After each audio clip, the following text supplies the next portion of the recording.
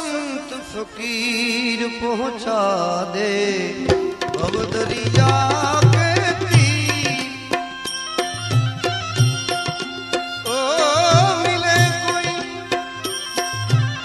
ऐसो संत फकीर पहुंचा दे भवदरिया के तीर पहुंचा दे भवदरिया